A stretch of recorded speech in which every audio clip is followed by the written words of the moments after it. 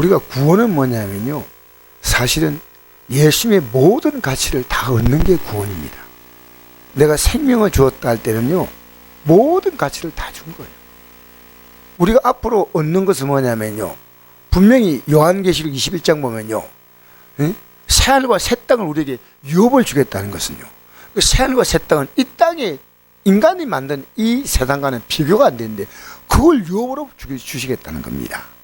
이 예수께서 제 아들에게 이르시되 누구니 나를 따라오려거든 자기를 부인하고 자기 십자가를 지고 나를 따를 것이니라. 자, 예수님은 나를 따라오라고 했습니다. 예수님은. 근데 바로 그 앞에 보면요, 베드로 사도가 예수님이 가신 길을 잘 몰랐어요. 이게 굉장히 중요한 문제거든요. 왜냐? 예수님을 3년을 따라다녔는데요, 가장 중요한 이 핵심 가치를 놓쳐버린 거예요. 그러니까 바로 이 내용 전에 예수님에 대해서 베드로 사도가 고백한 게 있습니다. 씩씩하게 고백했죠. 주는 그리스도시요 살아계신 하나님의 아들이라는 고백이 바로 그 앞에 나옵니다. 예수님이 누군가 고백했지만요, 그 고백만 하지 십자가에 죽는 의미를 몰랐다니까요. 예수님이 주와 그리스도가 되기 위해서는 십자가에 죽으셔야 하는데 십자가에 죽는 것은 안 된다는 겁니다. 이게 베드로의 생각이에요. 그러니까 베드로는 사실 몰랐어요. 이 말은요, 오늘날 목회자도 이 진리를 제대로 모를 수 있다는 겁니다. 그 마귀가 우리를 공격할 때요, 이 십자가 하나만 공격하면 우리는 끝나는 거예요. 그래서 로마서 10장 1절에 보니까요, 사도 바울이 원했던 게 소원이 있습니다. 내 동족들이 구원받는 것이다 그렇죠. 내 소원이. 그런데 내 동족들이 하나님의 의를 모르고 자기 의로 구원받겠다는 겁니다. 그게 로마서 10장에 나옵니다. 힘써 하나님의 의에 복종하지 아니했다. 그래서 로마서 10장에 이제 9절 10절 가면요, 사람의 마음으로 믿어 의에 이르고 입으로 신하여 구원에 이르느니라.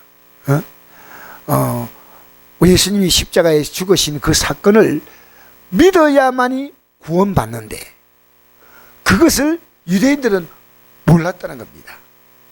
그게 사도 바울이 너무나 괴로웠어요. 베드로 사도가 예수님이 십자가 진다 할 때 절대 안 된다 그랬죠. 절대 안 된다고. 그러니까 예수께서 베드로에게 말씀했습니다. 사단아, 23절에 내 뒤로 물러가라. 넌 나를 넘어지게 하는 자로다. 내가 하나님의 일을 생각하지 아니하고 도리어 사람의 일을 생각한도다. 근데 이 말 듣고 베드로 사도가요, 기분 나빠하지 않았습니다. 이게 굉장히 불쾌한 얘기죠. 어떻게 지금 예수님을 따라 3년을 따라왔고 수제하게 이런 말씀하십니까? 근데 베드로는요, 이 말 앞에서 잠잠히 받아들였습니다. 그리고 24절에 이 예수께서 제 아들이 이르시되 누구니 나를 따라오려거든 자기를 부인하고 자기 십자가를 지고 나를 따를 것이다. 예수님의 이 말씀을 따라가려면요, 자기 생각과 충돌되는 거예요. 충돌. 자기 부인이에요. 자기를 부인하고.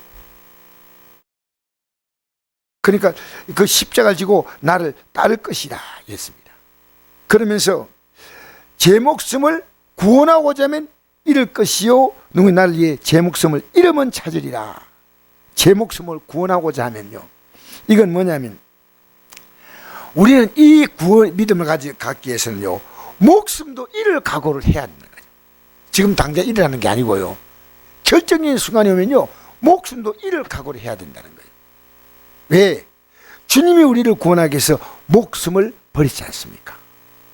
이게 우리의 신앙에 있어서 25절이요, 굉장히 이해하기 어려운 구절이에요. 제 목숨을 구원하고자 하면 이렇게 이 땅에 살면서 내 목숨의 유익을 위해서는요, 이 신앙을 포기할 수 있다는 겁니다. 그러면 구원하고자 하면 잃을 것이요 누구니 나를 위해 제 목숨을 잃으면 찾으리라. 여기 잃는다는 말은 구원을 잃는 것이고요, 찾는다는 말은 구원을 얻는다는 겁니다. 그래서 사람이 만 온천을 얻고도 제 목숨을 잃으면 무엇이 유익하리요? 사람이 무엇을 주고 제 목숨과 바꾸겠느냐? 우리는요, 가장 중요한 것은 이 영혼을 잃어버리면 안 됩니다. 절대로 잃어버리면 안 돼요. 그러니까 온 천하를 얻고도 제 목숨을 잃으면 무엇이 유익하리요? 무엇을 주고 제 목숨을 바꾸겠냐? 자, 27절. 인자가 아버지의 영광으로 그 천사와 함께 오리니 그때 각 사람이 행한 대로 갚으리라. 이제 다시 주님이 오신 그날에 바로 우리가 이 십자가 이걸 붙드는데요, 어떤 사람은 예수 믿자마자 이 십자가의 도를 아는 사람이 있고요, 어떤 사람은 잘 몰라요. 28절 읽겠습니다. 시작. 진실로 내게 노니 여기 서 있는 사람 중에 죽기 전에 인자가 그 왕권을 가지고 오는 것을 볼 자도 있느니라. 이 말은요, 이들이 나중에 마가의 다락방에 성령 받잖아요. 성령 받을 때 비로소 예수님의 왕권을 알았다는 거예요. 여러분, 예수님이 진짜로 나의 주가 되고 나의 왕이 되신 겁니다. 여러분, 우리가 이 주의 말씀을 따라가는 것은요, 주님이 내게 어떤 존재냐, 이걸 명확히 하는 거예요. 왕권을 가지고 있어요. 지금 베드로 사도도 예수님의 왕권을 다 인정하지 않아요.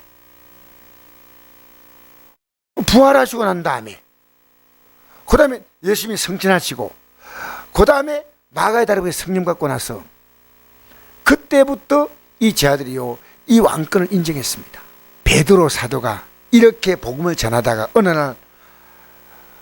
어느 날 사실은 이 베드로 사도도요, 살짝 넘어간 내용이 있지 않습니까? 할례 받는 것과 십자가의 사건을요, 혼돈할 때가 온다는 겁니다.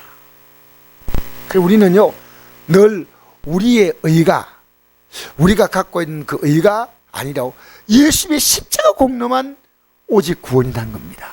이거 아셔야 돼요.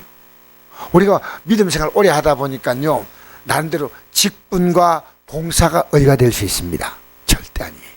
우리는 끝까지요, 예수의 십자가의 공로입니다. 할렐루야. 이 십자가 공로만 붙들면 우리는 이것이 구원입니다. 계속해서요, 우리의 왕권을 주장합니다. 내가 아직도 왕권을 갖고 있어요. 그죠? 근데 우리는 주님의 왕권을 인정하셔야 돼요.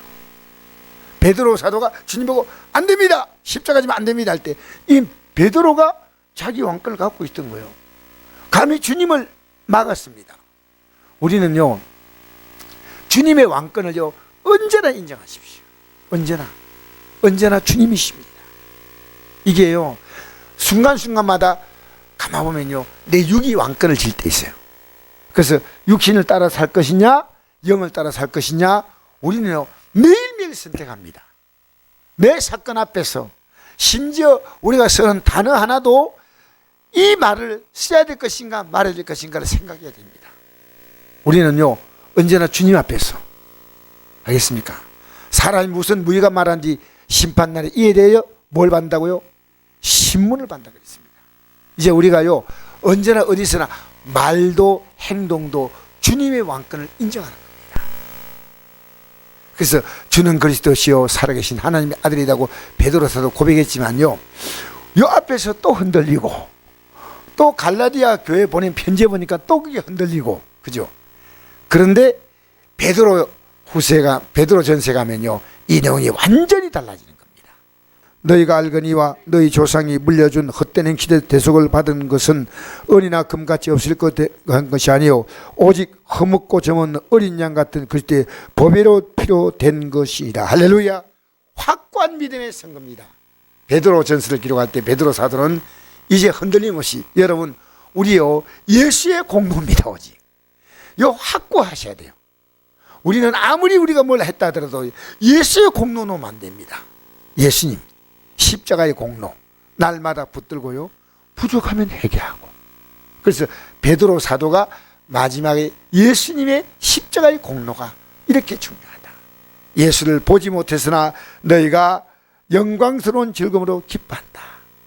이 구원은 예수 그리스도로 말미암아 오는 줄 믿습니다. 그래서 우리가 앞으로 얻는 것은요, 이 세상의 천하보다 더 귀한 건 하늘의 모든 것을 유업으로 받는 거. 이게 요한계시록 21장 1절이야요. 새하늘과 새 땅을 유업으로 받겠고 너는 내 아들이 될 것이고 난 너희의 아버지가 된다. 이렇게 말씀했습니다. 여러분 우리는요 이 땅에서 우리가 눈에 보이는 것 얻지 못해도 앞으로 우리가 얻어야 될 기업이 너무나 크고 놀랍습니다. 여러분 기대하십시오. 우리는 그날을 바라보고요 설렘을 가지고 사시기를 바랍니다. 오직 예수님의 십자가 공로 이것만 날마다 붙드시기를 바랍니다.